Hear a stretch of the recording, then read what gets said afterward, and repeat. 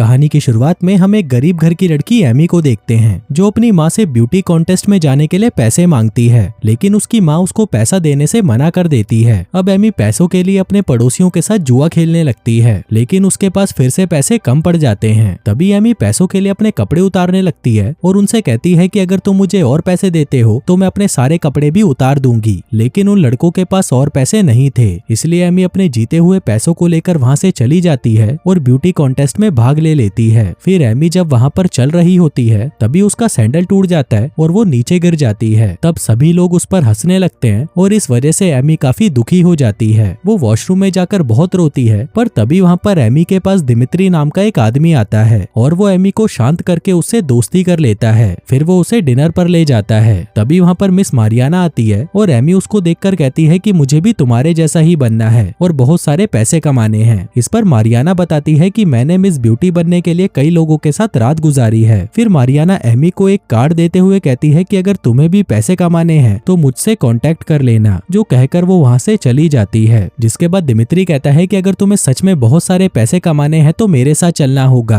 अब एमी भी पैसे कमाने के लिए उसके साथ जाने लगती है, लेकिन तभी वहाँ पर एमी की माँ आ जाती है और उसे डांटते हुए वहाँ से ले जाती है। आगे एमी की माँ उसे समझाती है कि अगर तुम्हें पैसे कमाने हैं तो मेहनत से कमाओ। जिसके बाद वो दोनों बस में बैठकर अपने घर की तरफ जाने लगते हैं, लेकिन एमी को अभी भी पैसे कमाने का भूत चढ़ा हुआ था, इसीलिए वो बस से उतरकर मारियाना से मिलने चली जाती है। दरअसल मारियाना और उसकी माँ कॉल गर्ल होती हैं और वो दोनों एमी को भी अपने जैसा बनाना चाहती थी। वो दोनों एमी को एक रूम में भेजती हैं जहाँ पर उसको दिमित्री के साथ इंटीमेट होना था। आगे दिमित्री एमी के साथ इंटीमेट होने लगता है। उसके बाद मारियाना की माँ एमी को पैसा कमाने के लिए कुछ टिप्स देती है, जैसे कि उसे अलग अलग पोजीशन में करने के अलग अलग पैसे लेने चाहिए। जिसके बाद एमी कई अमीर आदमियों के साथ अपनी रातें गुजारने लगती है, जिससे एमी भी बहुत सारे पैसे कमा लेती है। फिर एक दिन पार्टी के दौरान उन लोगों की नजर कुछ कॉल गर्ल्स पर जाती है जो कि बहुत ज्यादा खूबसूरत थी और वो सभी एक लग्जरी बोट पर चढ़ रही थी। तभी उन्हें देखकर एमी मारियाना की माँ से कहती है कि अगर हमें भी बहुत सारे पैसे कमाने हैं तो हमें भी उन लड़कियों की तरह उस बोट पर जाना होगा। लेकिन मारियाना की माँ उसे कहती है कि अभी तुम उस लायक नहीं हुई हो, जो सुनकर एमी को बहुत बुरा लगता है। लेकिन तभी वो उस बोट पर एक आदमी को देखती है और मारियाना से कहती है कि हमें पैसा कमाने के लिए इस आदमी से कांटेक्ट करना होगा। फिर अगले दिन वो सभी एक क्लब में जाते हैं जहाँ पर एमी को वही बोट वाला आदमी दिखाई देता है। तब एमी और मारियाना उसके पीछे जाने लगती हैं और आगे उन्हें पता चलता है कि वो आदमी एक महंगे कसीनो में जा रहा है जहाँ पर सिर्फ पैसे वाले लोग ही जा सकते हैं। तब एमी भी अपने सारे पैसे देकर वहाँ पर पहुँच जाती है और उस आदमी के साथ गेम खेलने लगती है जिसका नाम सैम होता है। तब एमी कहती है कि अगर मैं हार गई तो तुम एक रात के लिए मारियाना के साथ सो सकते हो। जिसके बाद एमी हार कर वहाँ से चली जाती है। फिर अगले दिन मारियाना सैम के साथ रात गुजार कर वापस आती है। तब मारियाना की माँ उस पर बहुत गुस्सा होती है क्योंकि एमी जुए में सारे पैसे हार गई थी, लेकिन एमी ने ये सब जानबूझकर किया था ताकि वो सैम के साथ डील कर सके। फिर अगले दिन एमी, मारियाना और उसकी माँ होटल छोड़कर जा रही थी।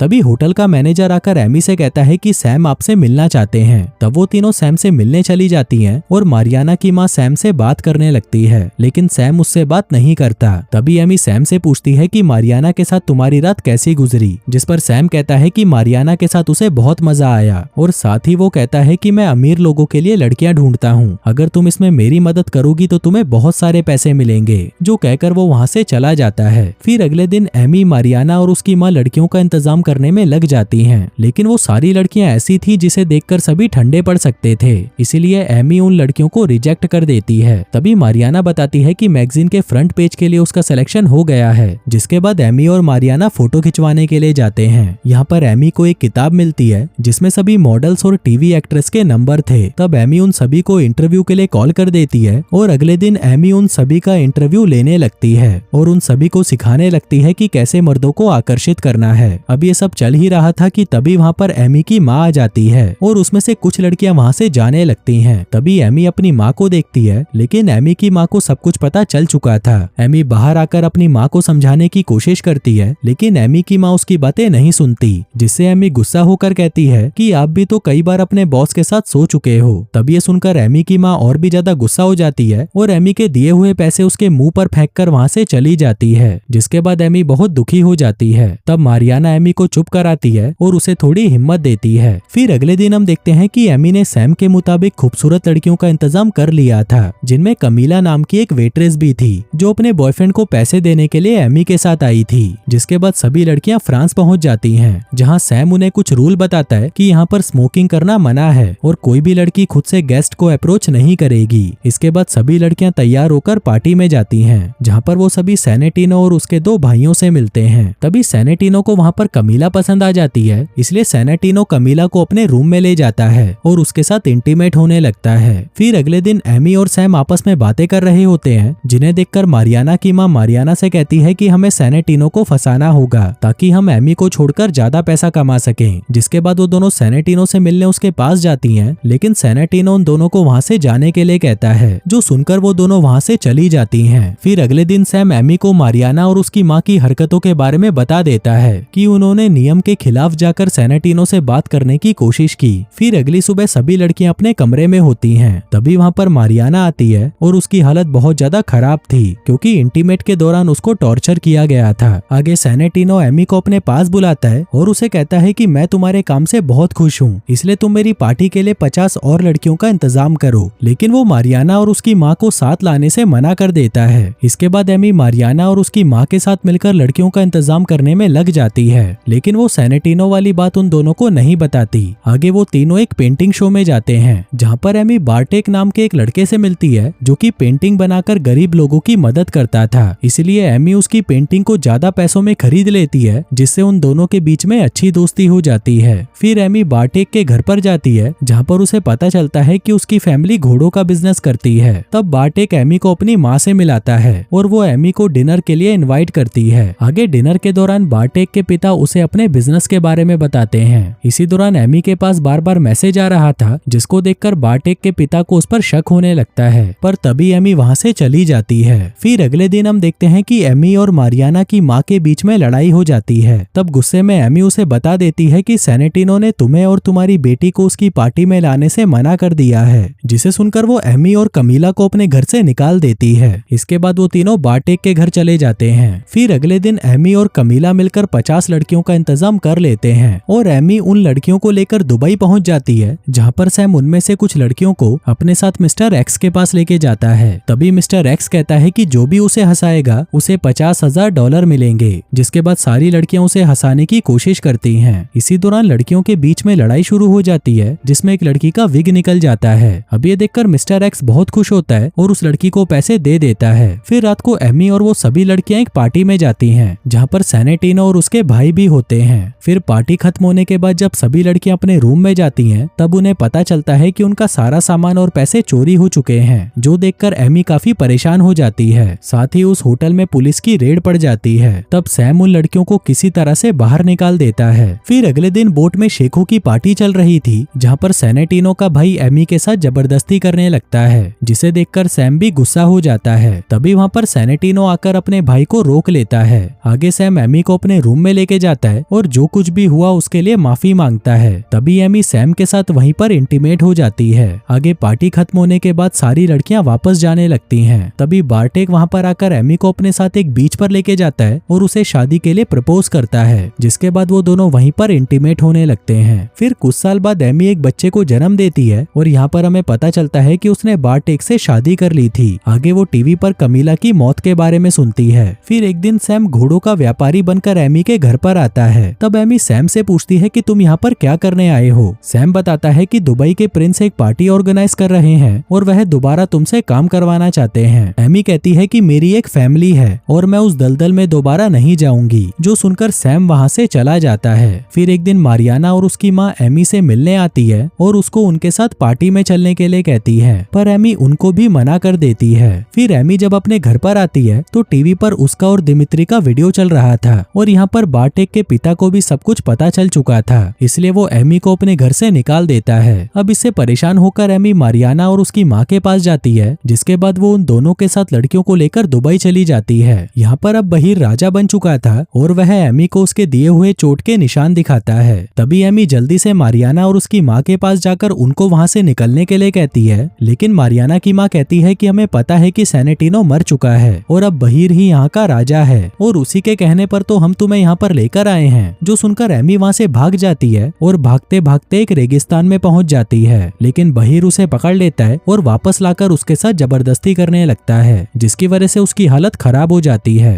फिर कुछ दिन बाद वो अपनी बेटी से मिलने जाती है, लेकिन तभी पुलिस वाले उसे पकड़ लेते हैं क्योंकि कमीला की मौत एमी की वजह से हुई थी और एमी का पता पुलिस को कमीला के बॉयफ्रेंड ने दिया था, जिसके बाद एमी को जेल हो जाती है। फिर कुछ सालों बाद एमी जेल से छूट जाती है और अब वो अपनी माँ की शॉप में काम करने लगती है। और दोस्तों, इसी के साथ ही ये कहानी यहीं खत्म हो जाती है।